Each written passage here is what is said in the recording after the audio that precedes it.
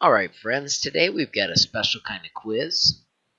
It is on this lesson, and the video will be attached in a moment, but you need to hit open, and then you need to open this document. This document has the instructions at the bottom, and you simply need to do the things at top. So it tells you to type your name and align it to the right. Type the words "my favorites" and make it centered. Copy and paste these pieces using Control-C and Control-V, and then as you complete all these things, give you your score all the way down. You're not allowed to ask anybody for help, but you can move up on the items to see the little hints.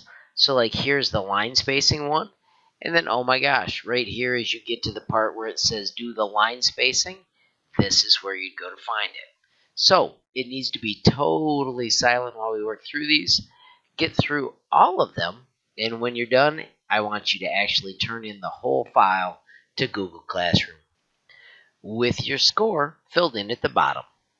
When that is complete, you may then go on to the explorations, finishing your FMS logo. And if you're done with that playlist, then you may use the Tinkercad training. So, get to work.